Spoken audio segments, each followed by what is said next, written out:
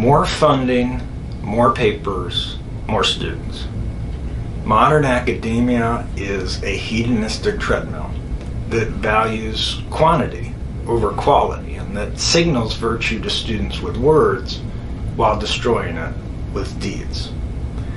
As engineers, our primary responsibility is to seek and speak the truth. In our public-inspired science training program and case studies has generated data that has exposed environmental crimes and injustices in Flint, Michigan, Denmark, South Carolina, and elsewhere, leading to billions of dollars in relief. We are creating a culture in which altruistic ethical actors learn street smarts and coping strategies so that they can persist to uphold their aspiration and duty to protect the public welfare. I first learned about the Love Canal tragedy in high school, where an entire community in upstate New York was poisoned with toxic industrial waste, and I resolved to find a career that would allow me to help people and prevent similar tragedies. Science, and specifically engineering, appeared to be the best way to spur effective change because once you have data, you're no longer just someone with an opinion.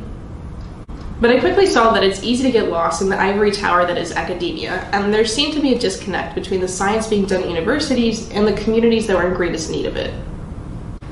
I worried that I would fall into the trap of relentlessly pursuing academic awards and papers and lose sight of what mattered most. So I followed my moral compass and decided to pursue public-inspired science in graduate school.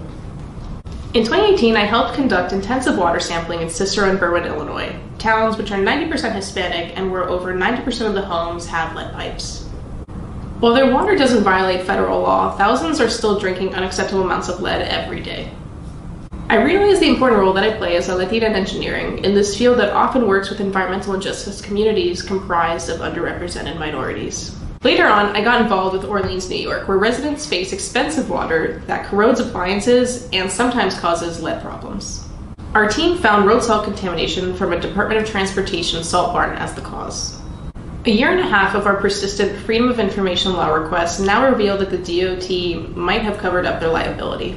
Our investigative science model involves using the scientific method, running experiments, drawing hypotheses, applying concepts of chemistry, and it has real public and scientific value. I arrived in engineering with a deep love for math, the environment, and helping people, but our curriculum was always just a few degrees separated from the people we were solving problems for. Then I found that connection in public-inspired science. I took a class called Engineering Ethics in the Public, and our case study was in Denmark, South Carolina, where I met this wonderful elderly couple in their 70s, Miss Paula and Eugene. Their story was crazy and barely believable. They had been fighting bad and expensive water for 10 years. They had been ignored and mocked, but through our partnership with community activists, our continued water testing and research, we were able to blow the whistle on this 10-year water crisis.